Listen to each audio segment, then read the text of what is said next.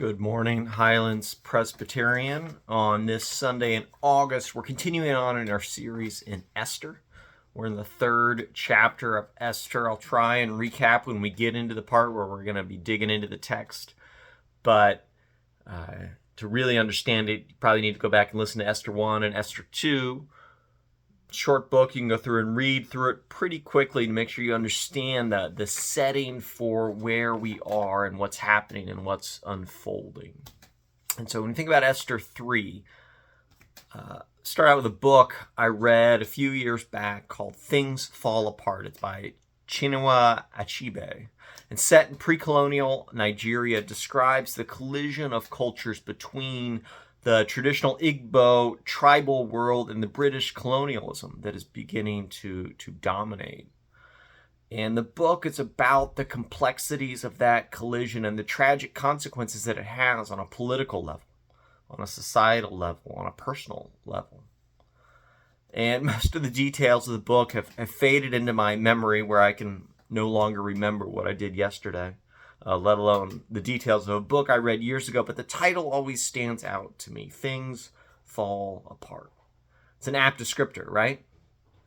If we are to believe the laws of thermodynamics, and I don't really know enough to believe otherwise, the phrase things fall apart also describes the fate of the universe as science understands it. The concept of entropy tells us that systems in the world naturally move from ordered states to disordered states. Entropy talks about the chaos that's present in the system. And the concept is that chaos grows over time. Anyone who's ever cleaned their house knows this. It takes a massive amount of time and energy to get the house clean, and it never takes nearly as much time for things to become chaotic again. We had our refrigerator replaced this week, and every time I open the doors, the shelves are still clean, there's no stains, everything is fresh.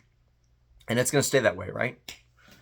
I know it's just a matter of time until there's things in the back of the fridge that I have no idea how old they are, till there's things in the freezer that are super ice encrusted that look like they just came back from a polar expedition.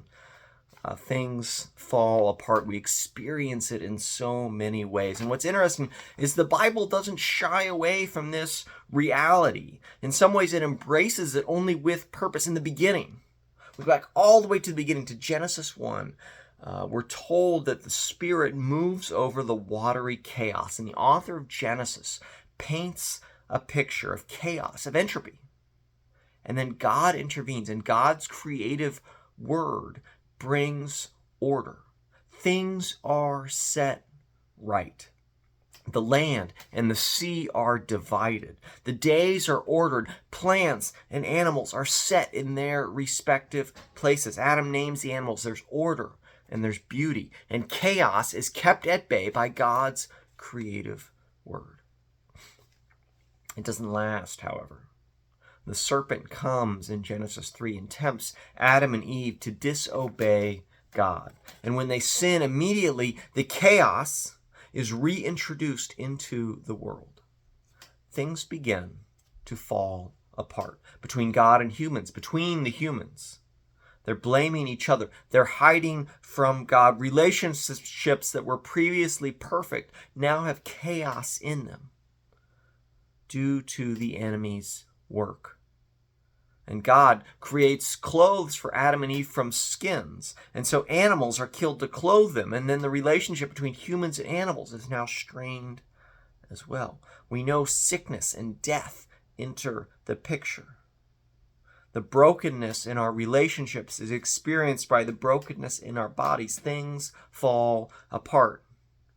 Our bodies don't work the same way they did when we were younger, because they're falling apart. It's frustrating to us when they do that, but it's a consequence of the sin and brokenness that was introduced to creation. It's within us just as much as it's among us and between us. And how many of us have experienced it just this week?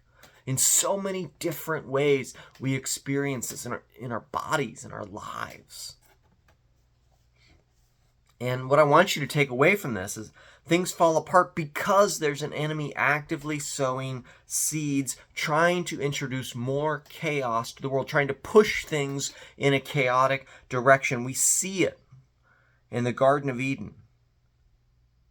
And the brokenness in our society and in our bodies is a result of the fall. It doesn't happen by accident. It's the result of intentional interference with God's plan. And God's plan was good. God created things and set them in order. God was moving things from chaos to order. And now that begins to be reversed in the garden, and it continues. It's the legacy of that choice that was made in the garden that we continue to make day by day.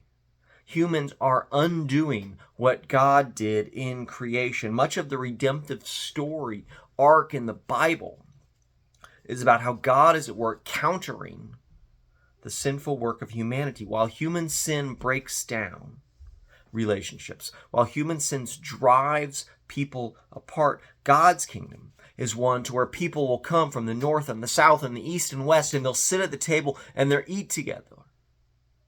When we see sickness and death in scriptures, how is Jesus, how are other leaders countering that? Sickness and death is the body falling apart, and Jesus comes along and heals as an example of the work of God's redemptive kingdom. We see God restoring order. And the end of the book of the Revelation is a glimpse of the final triumph of God's kingdom. And John is describing a city where there is no more night. There's no more darkness. All there is light. And the gates in the city never need to be shut, because the defeat of chaos is so thorough that you don't have to close the gates because you're worried about chaos coming in. You can leave the gates open. And that's the vision of the final kingdom to where we're going. And so you may be asking yourself, well, right, but it's all good news. How does it relate to Esther 3? And what is the good news to help me get through this week? So in Esther 3, we finally get a glimpse of our villain, Haman. At this point, Esther has been elevated to be queen. Banquets have been given in honor of this Jewish orphan who has risen to the status of queen of the largest empire in the land. Her cousin Mordecai, her older cousin Mordecai, who raised her, is still hanging around the royal court, still offering advice to her, watching out for her. Her Jewish identity is still a secret. And so this enemy Haman, he's raised to this position of power, one of the most powerful people in all of the land, likely because he is very, very, very rich. Right? Thankfully, we've advanced past the day and age where people were given power simply because of their wealth. Haman liked to see the influence of his power. He enjoyed power for power's sake. So all the servants in the courtyard, whenever they see Haman coming, they kneel down. Haman enjoyed this. This was what he liked, was power and the trappings of power that came with it. However, Mordecai would not kneel before Haman. Like Daniel, who refused to pray to this false god, Mordecai would only kneel before God. Unlike Daniel, who got thrown in the lion's den, the actions of Mordecai don't just endanger Mordecai.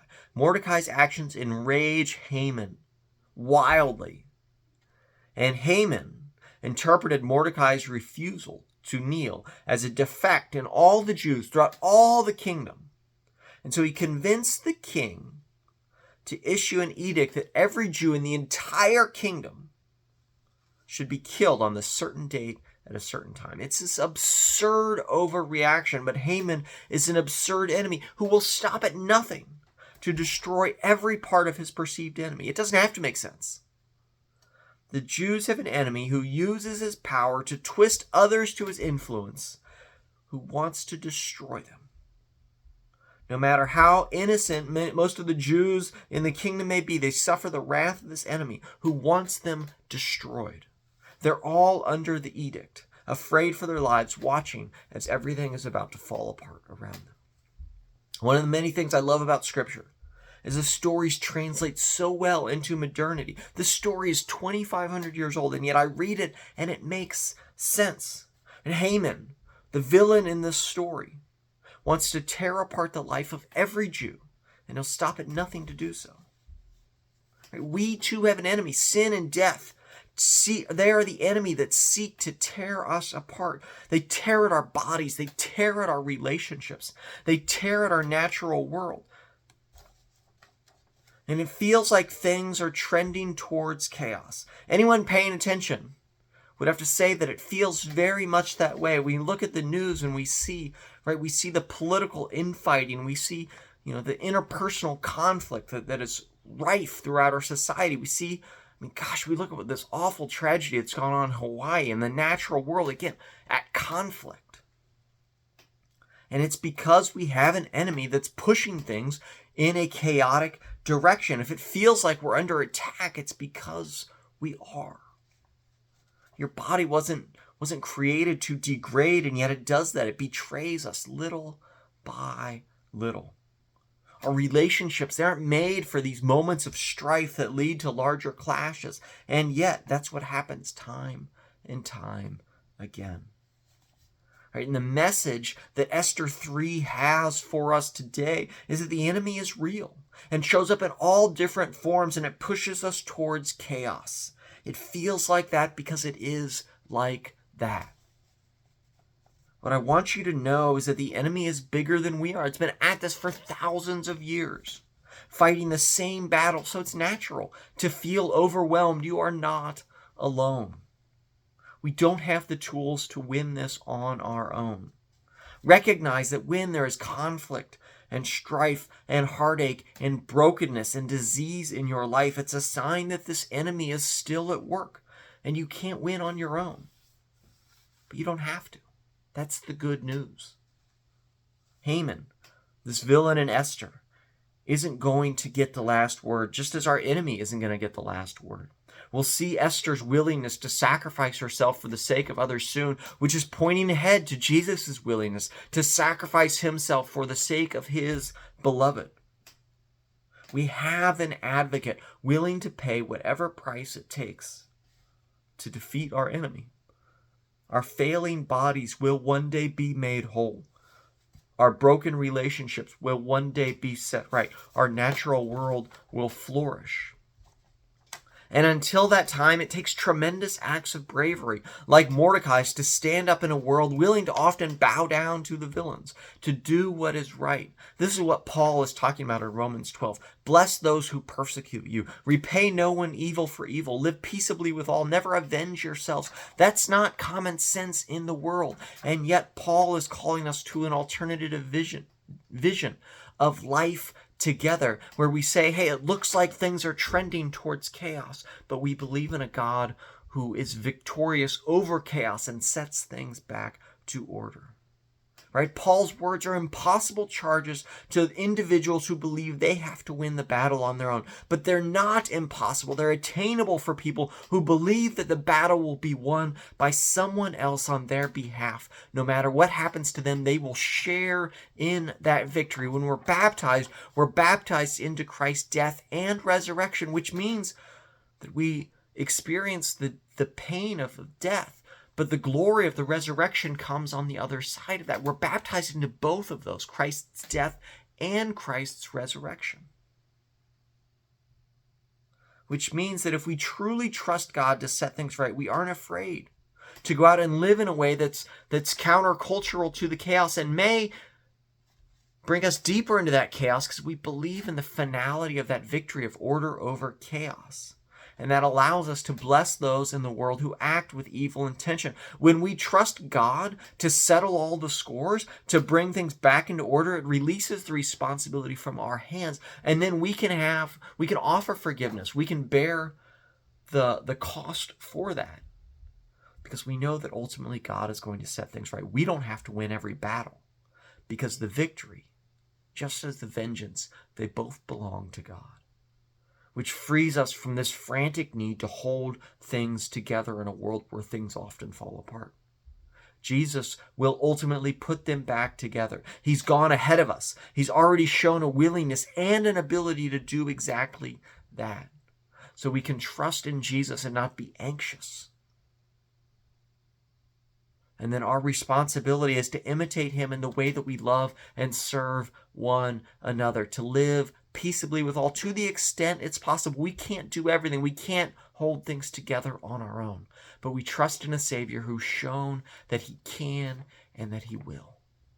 Because he loves us, because he loves you. Thanks be to God.